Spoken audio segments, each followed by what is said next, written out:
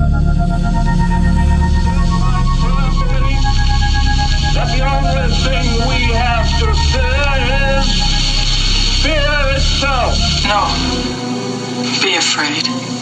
Be very afraid. There's nothing to fear except God. Whatever that means to you. Do I look like someone who cares what God thinks?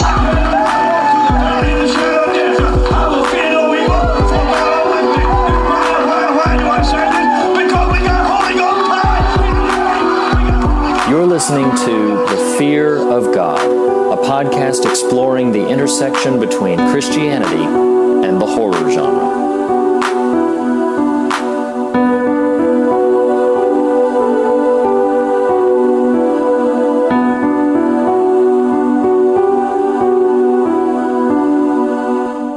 Hello and welcome to The Fear of God, episode 14. We're sadly not in the same room anymore. That was really a fun, engaging experiment, but we are still in the same room with you, listener. That's really creepy, and I didn't mean it to be, but sort of. Not really. Not quite sure, but our voices are. Yeah, exactly. At the very least. But we're coming to you to talk about Christianity and the horror genre, as we always do. And having this discussion is myself, Reed Lackey. And myself, Nathan Rouse. So yeah, we're just a couple of pieces of sort of housekeeping business to do up top very briefly. The first one is want to say thank you to everyone who responded to the survey from a few weeks ago, and we've calculated and tallied those results, and you should be seeing the episodes that are going to come out of those results play out over the course of the next few months.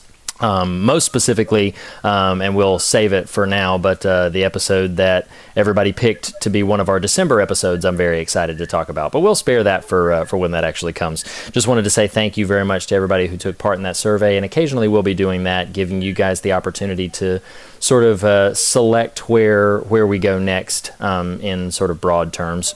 And then the last bit of sort of housekeeping that I wanted to do, we don't really talk about it. I don't know if we've ever really pushed for it formally in an episode, but if you listen to us through iTunes, then I want to encourage you to go and leave us a review if you haven't. It really is the best and free way to boost our listenership, to get us out there to a few more possible listeners. So if you have a moment, please go leave us a review on iTunes, and just wanted to get that out there at the top of the episode since we hadn't really formally done so yet.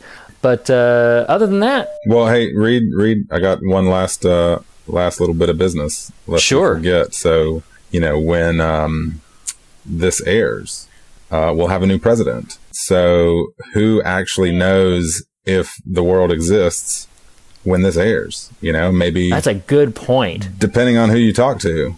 I mean, It's all going to go up in an apocalyptic flurry, and maybe Apple servers will distribute this, but there may not be anybody listening to this. Wow. You know what's really funny that you say that? Well, first of all, I have a feeling that the internet is the internet is surprisingly resilient. So I imagine that it will still maintain. The internet might be, but is humanity? The answer is no.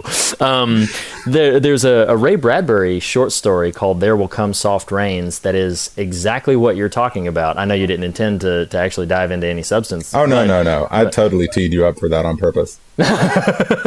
So, no, it's great. You should read it, and listeners should check it out too. It's called "There Will Come Soft Rains," and it's all about a house that was fully automated. It made the family's breakfast. It, put the family's favorite channel on at certain times of day. It did everything for the family. It was fully automated. But then in the story, humanity has died out. So this poor automated house continues to run for nobody. It's just this continuing machine. And it's kind of haunting and has some rather beautiful observations within the story about just the fragility of life and everything else, as is always the case with Ray Bradbury material. But it's interesting. So maybe we will be approaching a "There Will Come Soft Rains" scenario even as we're recording this. Who could say? Well, our listeners in a couple of weeks could say. But But before we dive into what we came here to talk about today, do you have any recent fun things that you've seen or enjoyed or anything that's on your radar right now? The only thing that immediately comes to mind, my actual leisure viewing is pretty minimal at the moment when it's not tied up watching scary movies. But my wife and I did watch through and very much enjoyed the first season of Atlanta, featuring Donald Glover. Yeah, just 8 episodes. Yeah, 8 episodes on FX. Lots of fun. It's got this kind of dark comedic undertone to it with moments of extremely clever writing. So I would highly recommend it. Oh, that's awesome. I think for me, I've really just been watching a lot of reruns. And when I say reruns, I don't just mean reruns of TV shows. Like, I've been watching films that I'm very familiar with. You mean like, hey? No. I've never even seen that show. I know what you're talking about, but I've never watched a single episode of Fat Albert. I cannot believe this. And listeners, that's how you utterly derail an episode. By randomly throwing in a Fat Albert laugh. Oh my gosh. No, what I meant was, like, I've been watching a lot of old favorites of some of my favorite films that I'm very familiar with. Like I'm watching some old Universal monster movies and some films coming out of Hammer Horror Studios. Been watching, of course, we're recording in October, so I'm not quite done with Halloween yet. So I'm watching, lots of Friday the 13th and Nightmare on Elm Street movies. And we watched Beetlejuice just last night. That's such a great movie. I love that movie so much, and it holds up so well, so wonderfully. So yeah, mostly. I think that might be my first recollection of my exposure to the F word. It is. I think it might be mine as well, which is surprising because that movie is PG, straight up. I mean, it was. Really? It was. Yeah, it is straight up PG. It's not PG-13. It is PG. Wow. And I would need to look up on the internet, which I won't do right now, as to whether or not it existed before the PG-13 rating or not, because I know it was around there. Beetlejuice was 88. I think it postdates the PG-13. I could be wrong though. That's even more surprising if it does. Listeners, look it up and let us know. But that's even more surprising if it does, because it is full blown, and not only that, but it's like. It's kind of raunchy. Like, it's pretty adult in a couple of places. I'm more aware of it these days now, being a parent. But it's, it's. I mean, it's still. That's not to detract anything from the movie. I couldn't adore that movie more than I do. But it's notable every time I see it. I'm like, wow, this movie is surprisingly adult. But yeah, that's mostly what I've been watching. And now, what did we watch? Collectively together to record this episode today. Reed, we spoiled ourselves. We recorded 3 episodes with like 2 feet between us, and I just feel bereft. I feel bereft of your presence right now. It's just kind of sad and lonely in my house talking to you across the. Anyway, I'll press on though. I can't go on. Yes. I can't go on. I'm gonna go on. Wow. All right. We're not gonna get to this movie. So this particular episode features The Exorcism of Emily Rose by Mr. Scott Derrickson. We covered Scott's Sinister. I don't know, 4 or 5 episodes ago. I'm sure we will revisit his work in the future. I mean, it won't qualify quite for our show, but I'm extremely excited for Doctor Strange, which will be out by the time this comes out next week, if we're going by the actual chronology of us recording this. So really excited about that. I think a lot of Scott Derrickson, you'll recall, and listeners may recall in even our pilot episode, me referencing Emily Rose as, once I really started to become a savvier moviegoer, one of the first horror movies that I really appreciated at that point in time. And Reed, I don't know if you remember this. I know you would recall that we saw it together, but that was like the one time you may have ever visited my hometown in Georgia. Do you recall that's where we went to see that? Wow. Until you referenced that, I hadn't remembered that, because I did remember that we had seen it together, but I couldn't remember where we had seen it. And I felt like it was in Georgia, but I didn't know it was your hometown. Yeah. And I feel like, yeah, this is too much down memory lane, but I feel like we were going to see something different, and I was hesitant to go, and whatever we were going to see was sold out. And I was hesitant to go see this, but you were like, come on, little guy. And as I'm prone to do when it comes to dragging you into scary scenarios or a podcast about them, as a matter of fact. Right. And I said, all right, big guy. And we went and saw Emily Rose.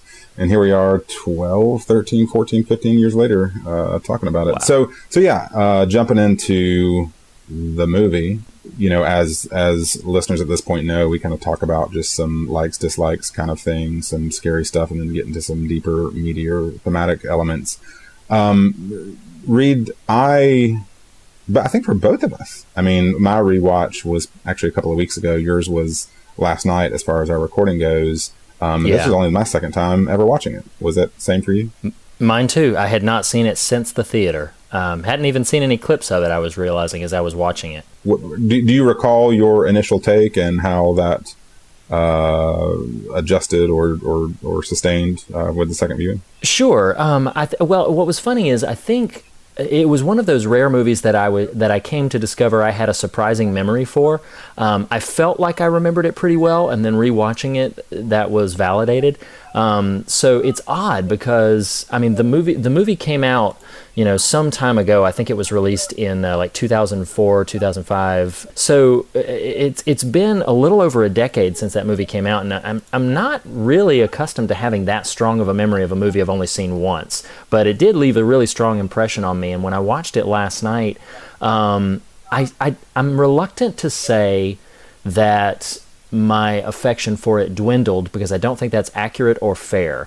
But it was interesting because I think when I saw it the first time, it felt very novel. It felt really like it was trying to do something a little different. And maybe I have seen things that tackle those same themes or that same sort of approach since I've seen that, so it feels a little less novel from this distance and time, but as I was watching it, it felt a bit more on the nose than I remembered it being. And this is again not to detract from my enjoyment of it, because I had a pretty strong memory for it, and most of what I remembered I still enjoyed. The moments that I still found creepy, they were creepy to me. And I still liked the things that I enjoyed about it from the first viewing, but there was something about it that it just didn't quite feel. Novel is the word I keep coming back to. It didn't quite feel as unique as it had when I'd first seen it a little over 10 years ago. So again, that's not to say that I didn't still love it, but... No, I get that, and I don't know that we had two dissimilar experiences on repeat viewings there. Would you say, though, that it's probably a fair case or a fair statement to say that, I mean, are there other movies that you can recall that exist as squarely in the intersection of what we're talking about as Emily Rose? I mean, like, yes, there have been horror movies that have components of faith conversation, but it would not be a stretch to suggest that the movie Emily Rose is itself making a case for faith using the horror conventions. Yeah, that's a kind of a fascinating observation. I would, off the cuff, I would say that most films that deal overtly with faith in the horror genre, usually, as this movie does, deal with some form of spiritual warfare. They deal with some form of oppression or direct demonic possession. And I find it to be much rarer for horror films to tackle faith deliberately and as on the nose as this film does. So I definitely agree with you there. But I think that there's, a lot of times films will kind of enter into the faith conversation in the horror genre through like a side character. I'm recalling a film that it's called Absentia, and it's really not notable enough for us to do an episode about it or anything, but it was a decent film, and there's a character in it who has recently converted to Christianity, but that doesn't affect the plot very much. They just spend a few character beats on it, and I feel like that's more indicative of how the horror genre typically treats the subject of faith, is kind of through a side window or a back door, versus Emily Rose, which definitely just charges right into the fray of the subject. That is what this movie is about the problem and the questions and the mystery of faith. as is so many sort of spiritual warfare stories. And I think it's possible that was that coupled with the pretty legitimate scare factor that probably was so intrigued me, 12, 13 years ago, whenever it was that it initially released. For our listeners, if you've listened to any of our episodes, this won't be new information to you, but, we're going to spoil the movie, but just to give an honest sort of assessment of our experience with it, it's kind of hard to avoid that, but we haven't directly addressed, the actual plot, and it's very straightforward, as you said, quite on the nose. Tom Wilkinson is a priest who, a young girl, the titular character, Emily Rose, was in his charge. She becomes oppressed, ultimately possessed, and dies on his watch, and he's on trial. So the movie itself is the trial of this character. And was he complicit in her death ultimately, or was he just sort of present and not an actual agent of her passing? So that's, would you say that's about as straightforward as it gets? Yeah, honestly, it is. I would say one sort of interesting wrinkle for those who have not seen it is that I did find it interesting that the priest who's come up on trial, he's being charged with negligence in Emily Rose's death, and he's being prosecuted by an openly devout Christian and being defended by an open agnostic. Which I immediately found very interesting. Sure. And does provide for some good conversation. I think that character dynamic was deliberate on the part of Derrickson and his screenwriter, because I'm going to look it up because I don't want to get the name wrong. So Scott Derrickson wrote this film with a man by the name of Paul Harris Boardman, and Derrickson, as we've addressed before when we talked about Sinister, is an open believer, but Boardman is himself an agnostic, might even be atheist. He's a noted skeptic. And so Derrickson specifically wanted to partner with him in the creation of this story because he wanted both of those perspectives to be adequately represented. He didn't want there to be too heavy of a slant in one direction or another, which I found very interesting. And I think the film does give, dependent upon the perspective that you're coming to it with, I think you could walk away, if you enter the film as a skeptic, you might walk out with a few more questions than you had before, but I don't think it's going to turn you around. And if you enter the film as a believer, it's certainly not going to infuse a significant amount of doubt. I think it's just going to cause you to ask questions about why you believe what you do and what evidence you seek to validate those beliefs, which I think is noteworthy. And I think it's to the film's credit that it takes that approach. Yeah, I feel like it's a pretty robust conversation the movie is interested in, and to a certain degree the movie actually follows through on. Are there any, before we get to kind of scary stuff, are there any, we've spoken kind of broadly about it, are there any strong kind of likes or dislikes? I know for me, this might have been the movie for me. It's possible I'd seen him in other stuff that put Tom Wilkinson on the map, though. At least in my radar, and I've just ever since, just been a real fan of his work. And I've always liked Laura Linney, so I don't have as much familiarity with Campbell Scott's work. I know, he's got some a nice catalog of material out there, but I couldn't recall much that I might have seen with him in it. All that said, them as a trio is a very potent performance in the movie, and so. For me, there was really strong from that standpoint. Again, I appreciated, especially at the time of initial viewing, I really appreciated the conversation the movie was interested in. So those would be some just kind of casual, more surface likes that I took note of. Anything else for you? Yeah, I would. It's funny because I would think I actually think I mirror you a little bit. Tom, I think this was the film that put Tom Wilkinson on my radar as well, and I'm very affectionate for him. Laura Linney is somebody who I'm not going to criticize her talent for a single minute. I think she's a really great actress, but I've never been terribly drawn to the choices that she's made in terms of projects. She's done great work, and pretty consistently in anything that I've ever seen her in. But she always takes a little bit of warming up for me, and I'm not quite sure why that is. And I hate to be so dismissive of her work, because I can't emphasize enough how I think she's a really talented actress.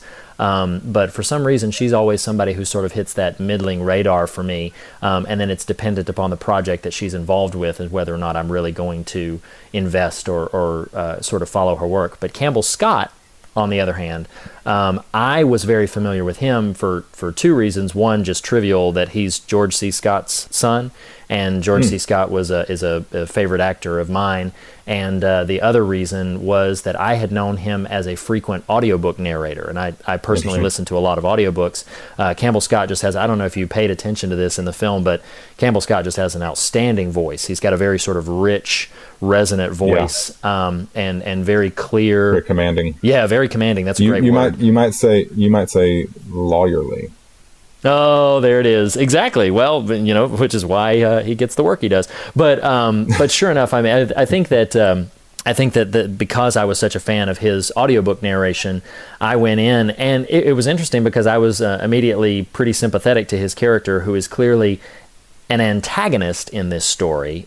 Maybe not the primary one, but he's clearly a strong antagonist in the film. But I came into the story kind of him being the one that I was most affectionate towards, because I had not yet known the work of Tom Wilkinson, and Laura Linney was a little bit in that mid-range for me. But yeah, it was very interesting, and I couldn't agree more with you that I think all three of them form a really powerful triangle performance-wise, and I think they all do really strong work in this movie specifically. Well, let's switch gears a little bit.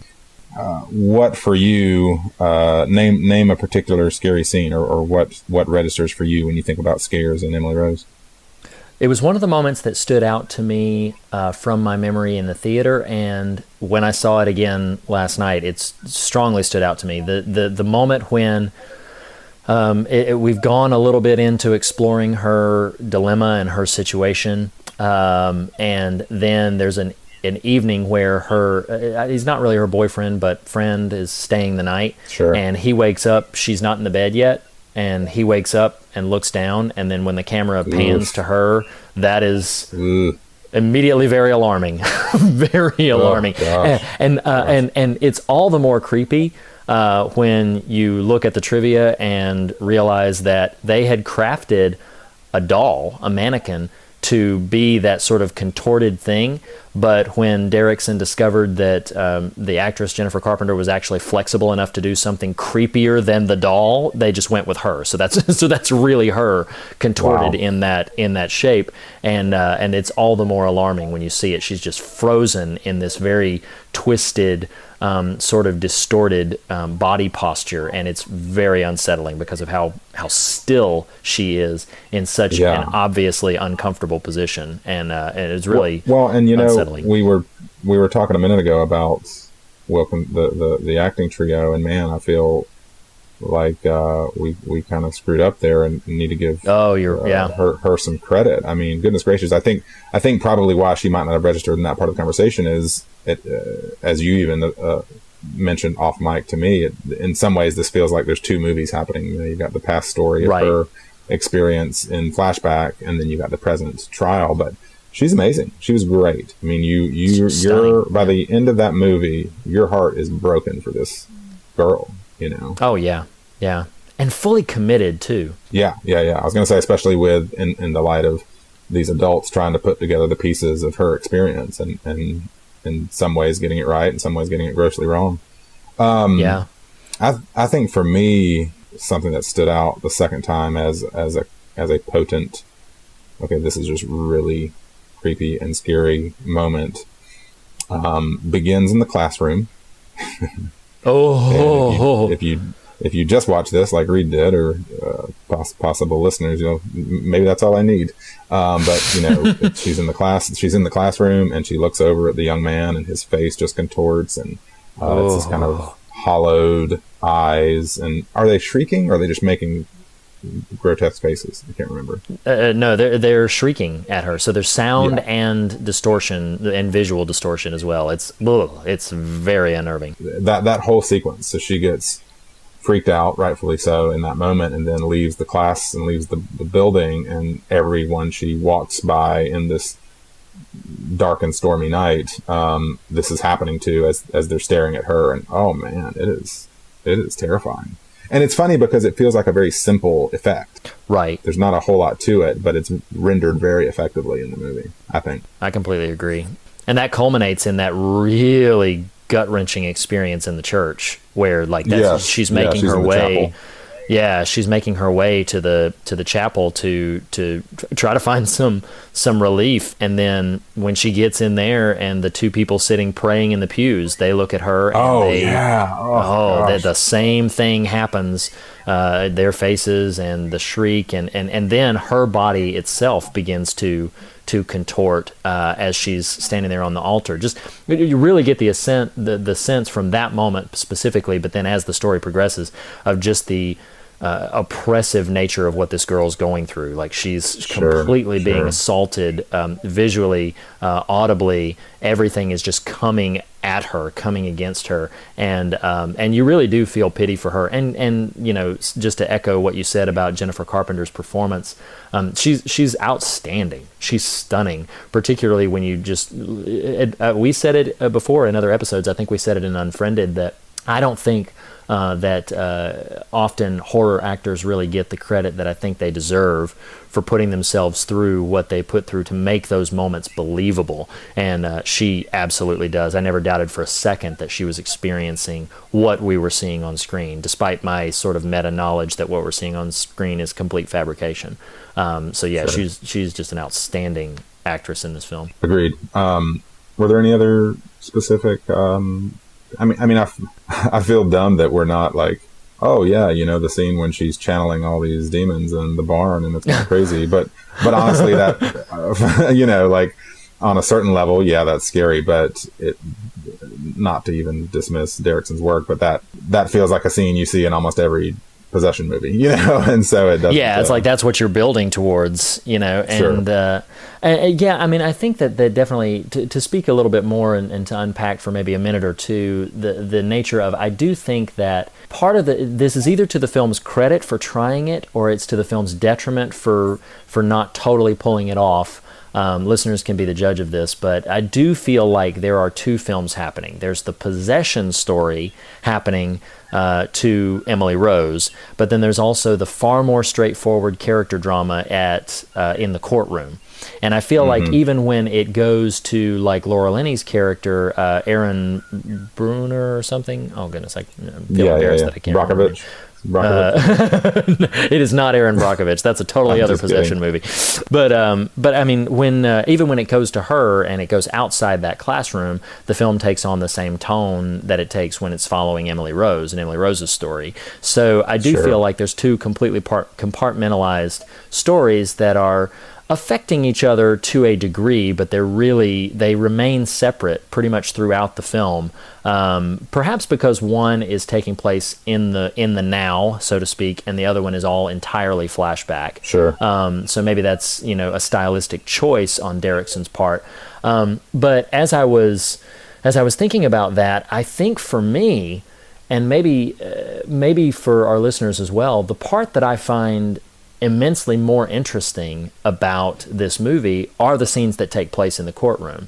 Those are the moments when I'm much more deeply engaged with what's happening. Now I might be unsettled and frightened by what I see in the flashbacks, but my intellect and my emotions are much more wrapped up in trying to understand what I've seen. And so I feel like the courtroom scenes crackle a bit more than the possession scenes, which is why I think some people might not find the film as scary as necessarily some of the other things that we've talked about before. But I think to sort of shift, unless you had anything specific on a technical level that you wanted to, I think we can probably transition a little bit. To the conversation that is taking place in that courtroom, because as we said, we've got a prosecuting attorney who's a devout Christian. He's a Methodist, I believe.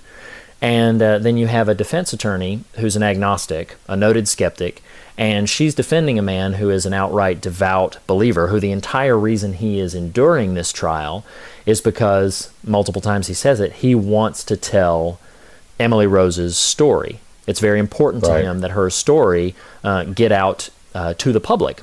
And so it's interesting because the entire conversation that takes place in the courtroom balances a little bit of a juggling act that centers around whether or not we believe that demonic possession is a real thing, whether or not it happens. Because depending on the perspective that you come from, if you're in that jury, if you're in that courtroom, which, by the way, I found out that the actors who were in the jury, they did not receive, since none of them had lines except for the foreman towards the end, they did not receive scripts. So they watched the scenes play out as they were happening, which I think is a great idea. And then they were asked casually towards the end of it, what verdict would you have delivered? And it was a completely split decision, which I think is, again, to the film's credit. I thought that was really intriguing when I found that out.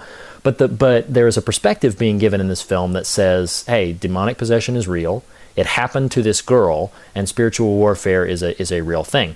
And then there's the opposing perspective of that, delivered by the prosecuting attorney, that no, this girl needed medical treatment. She had a diagnosable medical condition that was negligently disrupted because of this perspective coming in, this sort of spiritual warfare kind of idea. And I think I kind of want to talk about something a little different with this film, but I think we would be a bit remiss if we didn't at least address for maybe a minute or two that whole idea, the idea that you can see a thing happening and your perspective is going to flavor what you believe is happening in what you're witnessing.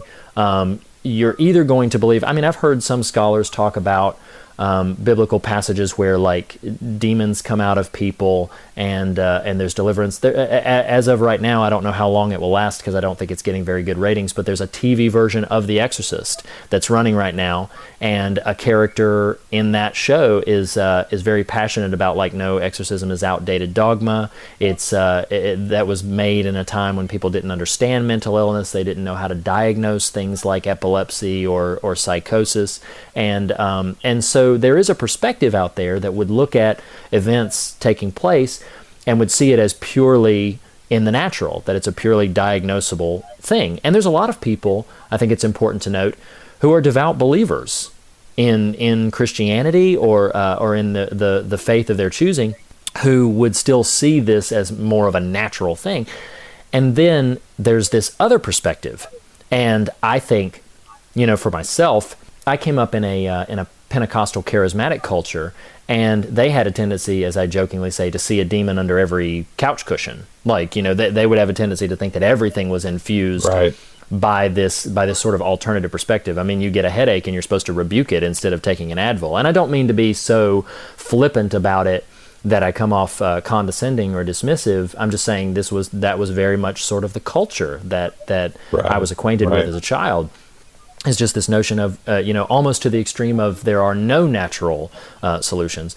So I think it's interesting, and I just sort of wanted to wrap a bow on it. If you had any thoughts, I'd certainly welcome them, but I do want to talk about something a little different with this film. But I wanted to sort of wrap a bow on this idea. I do think the film explores rather deftly that you can look at a single sequence of events, and your perspective will infuse the interpretation that you take away from those events. And if you're somebody who doesn't necessarily believe in the supernatural, or you don't believe in demons and angels, etc., like that in those terms, you're going to have very natural reactions and very sort of natural conclusions about what you see. And if you do believe in them, you're going to come away with very different feelings on it. So if you didn't have any other thoughts on that, then we can move on. But if you did, I'd welcome them. Well, and I think the more this conversation even happens, the more appreciation I have for at least what the movie is attempting to do. And maybe you'll disagree with us. I think for me, the movie is almost less asking or less making a case for quote unquote the demonic or spiritual warfare, what have you, and more making a case for faith. Because if by faith we mean the substance of things unseen, right? I put, and it's possible some of this will dovetail into where you're going anyway, but when I was taking notes on the movie 3 weeks ago or whenever it was that I watched it, I put faith versus faith. as a theme, but one of those words was in quotations. And I think I really appreciate, because again, I think Scott Derrickson is using the conventions of horror, which is demonic possession and jump scares and whatever, but it's intentional that he partnered with a skeptic.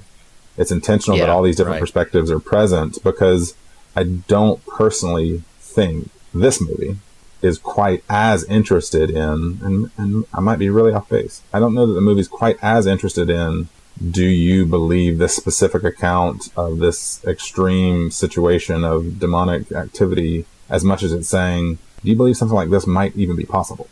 Because those are two very different questions. Right. You know? And I don't know, I think the second one is a lot more interesting, because I do think, as people of faith, as the body active in the world right now, we can browbeat each other with the minutia, and yet there are still the Campbell Scotts of the world, or whatever his character's name is. I don't want to actually dismiss Campbell Scott. Ethan Thomas, I think is his name. Who on paper, someone would say, well, that's a Christian. Right.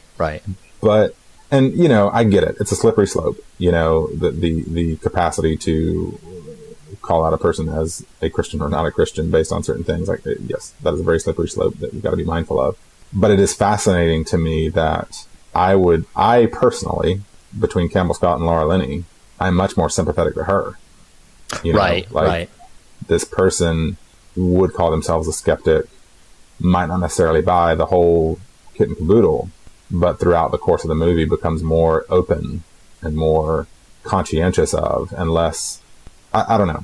I'm getting into some of my own following themes and don't want to derail too much, but yeah, I mean, I think that's a very interesting conversation that the movie, if despite what we just said about our own experiences watching it a second time, I think it really gets that. I think it's really strong at doing that. Oh, I completely agree. Asking these questions.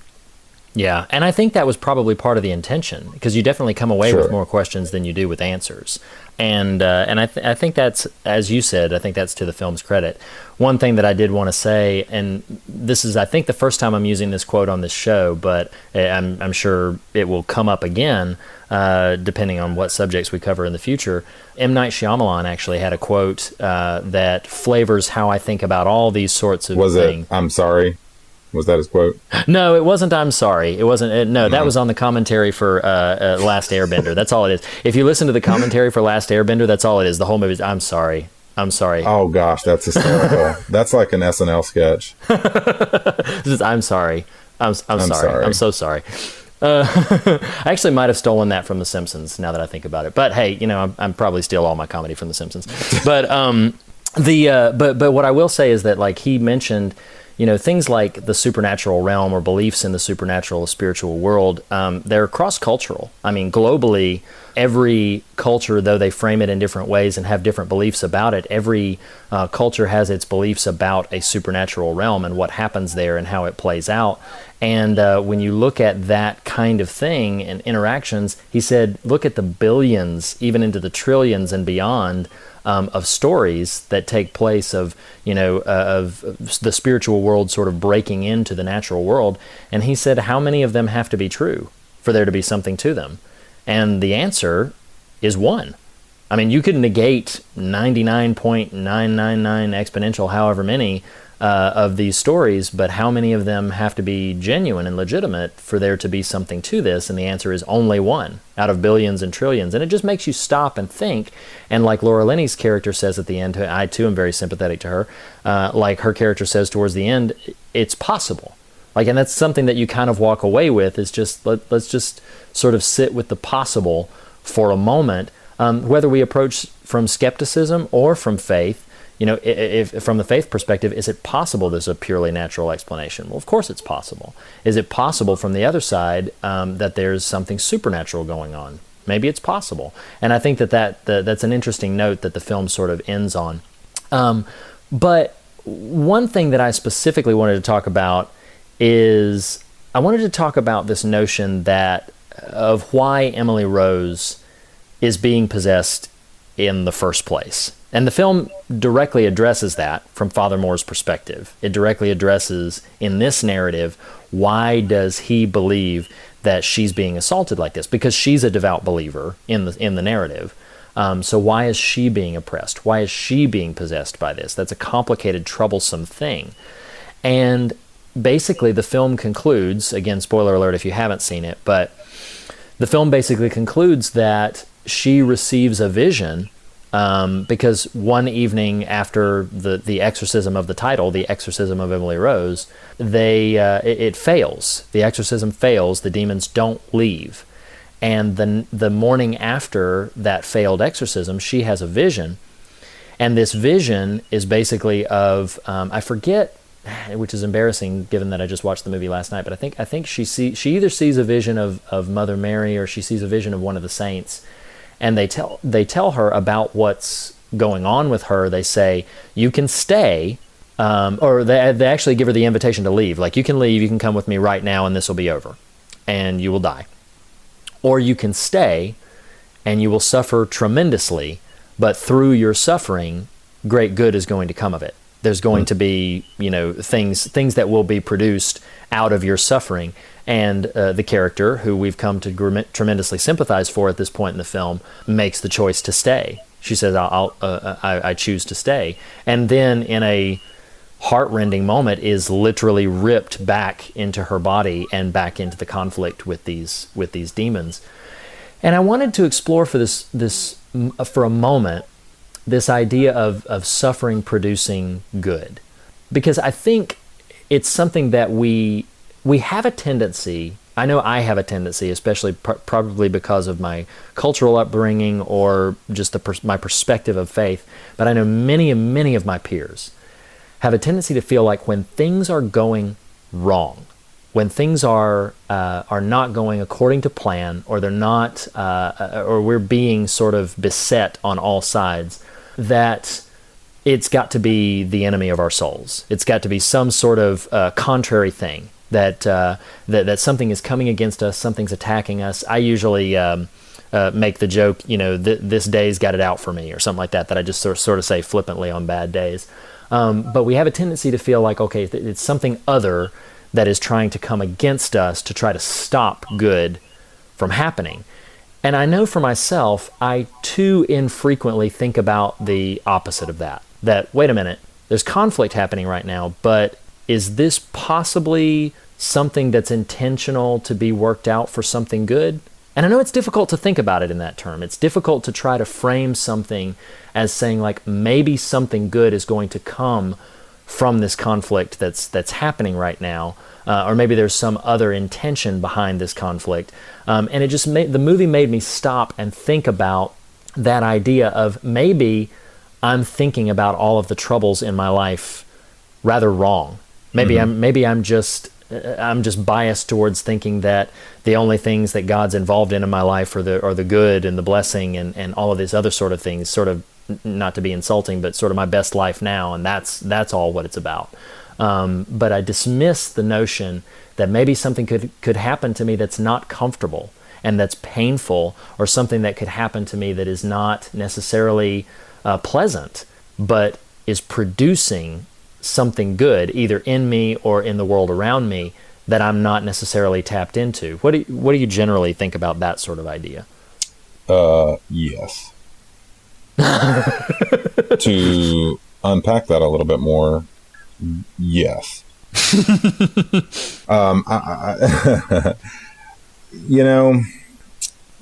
You and I have seen our lives go through things that aren't really for listeners necessarily to know, but this notion of suffering and bearing up under it, though not in a demonic possession type of way, has been a present element, as we've kind of had our own friendship and watched each other's lives. And, listeners wouldn't think to know this, but like you and I don't, we touch base before recording and sort of engage a little bit. Hey, what's we roughly talking about? But in terms of watching the movie and the notes we take, we don't confer on those things. Right. Something that I wrote down, well, I've referenced a couple of these over the last few episodes, little sayings that we have in our home. And one of them is, you have a chooser. Mm. And what I wrote down is that Emily choosing to endure her suffering is using her chooser. And that our suffering may not be of our initiating, but that our bearing up under it with dignity is a testifying phenomena of Christ's faithfulness to the world. Mm-hmm. Which is not to suggest that you can't bristle a little bit under suffering. Of course. You are permitted to feel your feelings, but I think Christ gives us the example. Yeah, yeah. I mean, you can't be like, well, but no. The example is there. And, take up your cross wasn't just meant to be embroidered on a pillow and thrown in your guest room. Right, right. It also, let us be clear, doesn't mean you pursue negative scenarios for yourself. That's just silly living. Right. What it does mean to me, and as I watch this movie, it makes me reflect on that, is that how a believer bears up under not the stress of your day necessarily, but the burdens life in its weird, wacky, sometimes wonderful, sometimes awful ways will load onto you, is how Christ is known in the world. There's just no way around it. Right. Me making a bunch of money at a job and paying off all my debt and living high on the hog does not testify to the faithfulness of Jesus. Right. It just doesn't. Me enduring suffering, emotionally breaking as needed to be able to know that it's not my own strength that's going to get me through a thing, but being able to bear up under that suffering will testify to Christ's faithfulness to the world. I tweeted something recently, and follow me on Twitter if you want to, but I don't mean to toot my horn, but these sorts of thoughts resonate with me a lot, and I was thinking about this election and people's tiredness of it and fearfulness of it. And right. basically trying to encourage fellow believers to endure. But what I said was, faithfulness to love will always bear fruit. Mm-hmm. And like your commitment, your steadfastness to Jesus, to capital L love, it's gonna mean something in the long run. And so you have a chooser, and that doesn't mean the Lord doesn't love you if you buckle under the weight sometimes. It just means that this is how people know any of this is real, right? I mean, I don't know. Right, I'm just getting kind of caught up in the conversation, but yeah, I mean, I think that's what becomes powerful to me about this movie. Is demonic possession real or not? It is what are people going to come away having watched you experience extreme travail thinking and saying, Yeah. There's a minister who I adore. I disagree with some of his sort of social or political feelings, but man, he knows the scriptures, and his name's Steve Brown, an older man in the South. I think he lives in Florida, and he had said one time, I think he framed this. He's said this a few different ways, framing it as specific types of suffering. But he's said before, when an unbeliever suffers, a believer suffers the same thing so that the world can see the difference. Mm. And I don't know how, I don't want to unpack that or even validate that as a definite one-for-one theory, but it's a compelling thought. I'm reluctant to take issue with a script beat in the story, but there's a scripture verse that is affixed to Emily Rose's tombstone, and affixed to her tombstone is Philippians chapter 2 verse 12. It says, essentially, work out your own salvation with fear and trembling, which of course for a horror film is an appropriate sort of language encapsulating that. But I think given Emily Rose's story, there might have been a more appropriate one, and I think I'm going to spit that out right now, perhaps as we're nearing the tarmac to land the plane.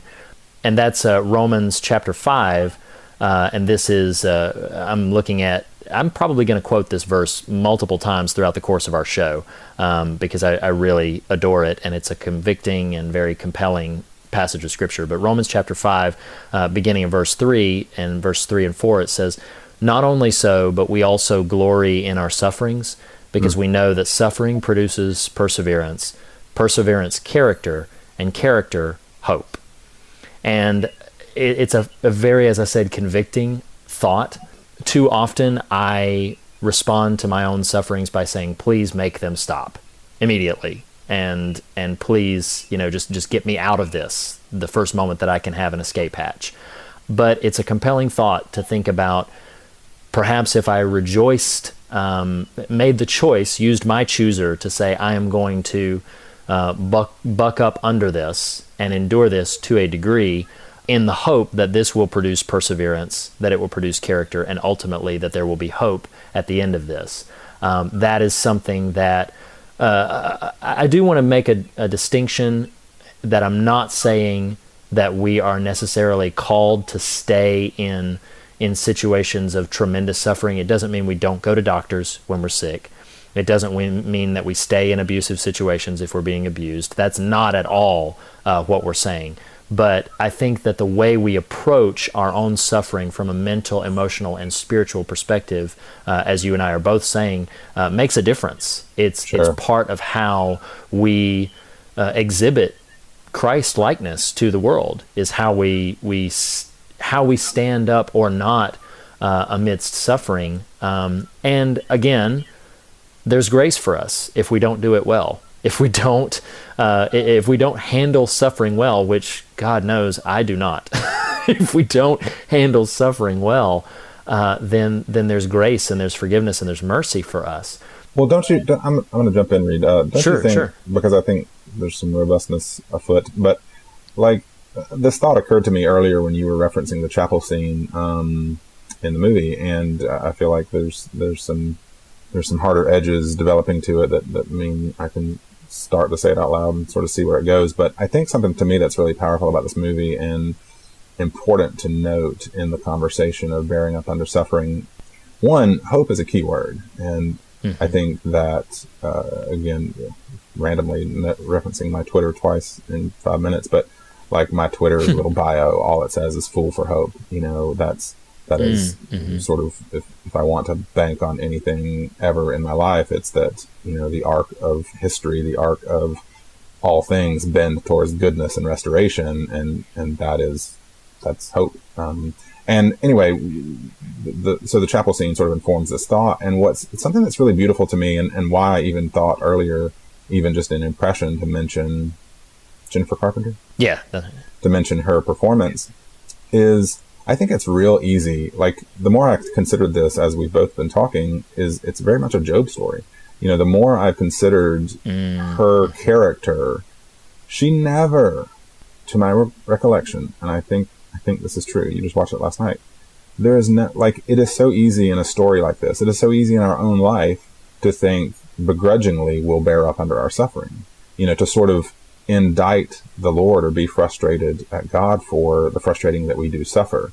And I think there's something really powerful about the character of Emily Rose as portrayed in this movie that hits a more orthodox view of God, if you will, and that's that there is no sense of indictment. There is every sense of companionship and friendness that this girl, who the movie kind of takes a little bit of pain to illustrate, is from the rural, kind of more, you could say, non-academic side of the religious spectrum, still finds something in her experience of her own faith that everyone can learn from. And that's that, compassion means coming alongside, and the Lord, the Holy Spirit, is nothing if not compassionate. And I think this movie does a decent job. Maybe I'm fabricating it. Maybe I'm applying something that's not there. But I think that chapel scene, there's no indictment. Right. There is a seeking of comfort. And I think, even the scene you're referencing where she has the vision is not, her attitude is not one of resignation, even, Right. It's not like, fine, I'll go back and do this. It's very much, I get it. And I'm going to go continue and finish this race. Yeah. And I think that's an incredibly powerful sort of story point. And my last sort of theme that kind of I didn't mean to dovetail into, but and why I think I resonate with Laura Linney's character. The note I wrote is compassion is born in the doubting. That kind of Campbell Scott's character's rigidity in the face of an alternate paradigm, in this case, a more spiritualized, more supernatural version of faith, he can't take it. His system won't allow it. And what I wrote is that we want the world to run on facts. This is a courtroom. Like, right. Ostensibly, facts are king. But whether we want to believe it or not, facts are subject to perspective. They just are. Right. And it's funny that we're having this conversation just today. Again, we're still pre-election, and I avoid election and political conversations as much as I can, but sometimes get asked questions and get thrown quote unquote facts at me. And I try to say and want to say, like, what you are telling me is a perspective. Right. It is a perspective on certain information. And I think what's interesting about this movie is it's playing with that sense of reality. What is real? Will your system allow, will your system of faith, woe betide the Christian whose sense of or system of faith is so rigid that it will not permit a chink in the armor. That's not faith. It just isn't. Right. Right. That's a system. And hear me, like, you and I have this conversation off mic and maybe on mic at some point in another talk, but like, I'm a skeptic. I have a hard time with some of this spiritual warfare stuff. Right. But I'm permissive of its possibility and open to the conversation. You know what I mean? Like, right. Sure. And I think we run a great risk in any facet of life, when your mind is made up. I think a made up mind is a troubling place to be. Anyway, I know that's a bunch of randomness, but I don't think it's as random as you think. I mean, there's a lot of substance there, and I think it's important to just be mindful of the perspectives that we bring to it and of the possibilities beyond our own perspective. I think there's just tremendous wisdom in that, of recognizing that we don't have the firm, fixed handle on the world that we sometimes act and feel as if we do. Yeah. And it's good to get the other perspective, even if you disagree with it, even if you still firmly disagree with it. It's good to give it its voice. It's good to give it its opportunity to speak. And I think that's important, and I think that's very, very healthy. And I think that's also a pretty great place to sort of wind down this conversation. There's obviously still quite a bit more that we could talk about. I'm gonna throw one last thing at you. It's a short one. Sure. I think one of the things that's most powerful to me, and is a good button to end on, is Tom Wilkinson's character's verdict. That I think, if this movie has anything to say to us, it is this: you are guilty, and you are free to go. And I think that's an incredibly powerful scene, incredibly powerful moment. I'm so glad you. Yeah, and it could not be more illustrative of our faith. I mean, because there's nothing attached to it. Yeah, there isn't. You are guilty. Now do these things, and then you can be free. It is, you're guilty, and you are free to go. Oh my goodness. I want to preach now. That is good stuff. That is good stuff. And we do want to keep the conversation going, as we always say, and as I'm trying to find pithy and fun ways to introduce into. The fear of God's the beginning of wisdom, but not the end of the conversation. We know that there's a lot of people who, particularly our specific audience, a lot of people have strong opinions about this film. So please feel free to share those with us. You can get in touch with us in a number of ways. You can follow us on Twitter. Nathan, what's our Twitter handle? I believe it's at the fear of God. I'm actually not staring at it at the moment, but I think that's right. Oh, yep, that is right. At the fear of God. And you could like us on Facebook. You can interact with us there. You can also follow me on Twitter at Reed Lackey. And Nathan, where can they find you on Thinks Too Highly of Himself. Just kidding. At Nathan Rouse. at the Nathan Rouse. And yeah, you can also visit us at morethanonelesson.com. You can email us at fearofgodpodcast@gmail.com. It's all one word, fearofgodpodcast@gmail.com. But yes, please do let us know what you think of this movie and of this conversation. We would love to hear from you. We always enjoy hearing from our listeners, even you, Blake. Yes, even you. So yes, definitely reach out to us, and we will hopefully talk to you soon. Nathan, thanks so much for having this conversation with me, man. I appreciate it. Yeah, man. Always a pleasure. And check out social media to see what we're talking about next week, and we will see you then. See you guys.